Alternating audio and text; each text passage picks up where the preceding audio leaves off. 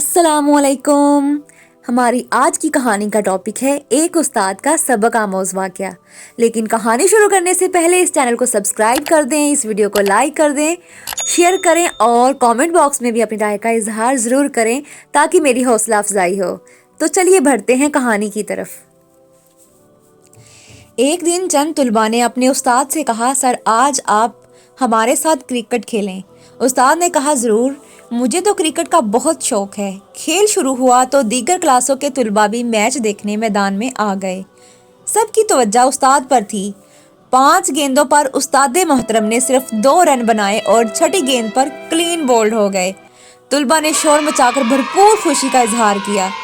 دوسرے دن کلاس میں استاد نے پوچھا، کون کون چاہتا تھا کہ میں اس کی گیند پر آؤٹ ہو جاؤں؟ سب باؤلرز نے ہاتھ کھڑے کر دیے۔ وہ ہنس دیے اور پوچھا، یہ بتاؤ میں کرکٹر کیسا ہوں؟ سب نے یک زباں ہو کر کہا، بہت برے۔ پوچھا، اچھا میں استاد کیسا ہوں؟ جواب ملا، بہت اچھا۔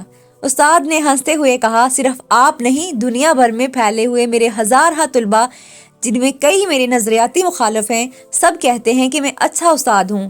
راز کی بات بتاؤں، میں جتنا اچھا استاد ہوں اتنا اچھا طالب علم نہیں تھا۔ مجھے ہمیشہ سبق یاد کرنے میں دشواری کا سامنا کرنا پڑتا تھا اور بات سمجھنے میں وقت لگتا تھا۔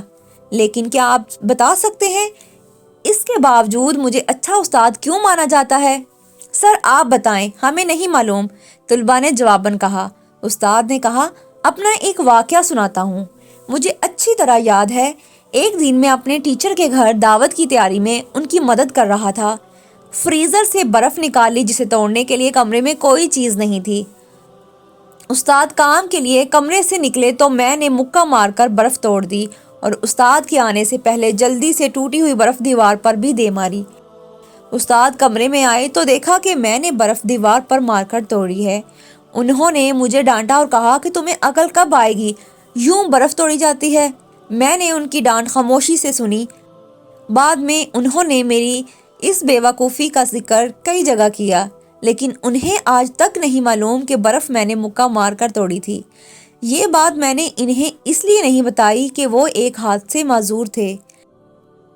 ان کی غیر موجودگی میں نے جوانی کے جوش میں مکہ مار کر برف توڑ دی، لیکن جب ان کی معذوری کا خیال آیا تو سوچا کہ کہیں میرے طاقت کے مظاہرے سے انہیں احساس کمتری نہ ہو، اس لیے میں نے برف دیوار پر مارنے کی احمقانہ حرکت کی اور کئی سال تک ان کی ڈانٹ سنتا رہا۔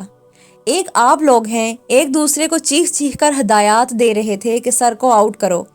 یاد رکھو، جیتنا سب کچھ نہیں ہوتا، کبھی ہارنے سے بھی زندگی میں جیت کے رستے کھلتے ہیں۔ آپ طاقت میں اپنے اساتذہ اور والدین سے بے شک آگے بڑھ جاتے ہیں، لیکن زندگی میں کبھی اپنے اساتذہ اور والدین سے جیتنے کی کوشش نہ کرنا، ایسا کر کے آپ کبھی نہیں ہاریں گے۔ اللہ پاک آپ کو ہر میدان میں سرخرو کرے۔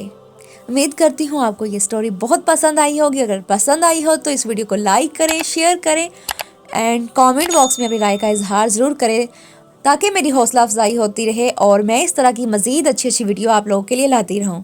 والسلام۔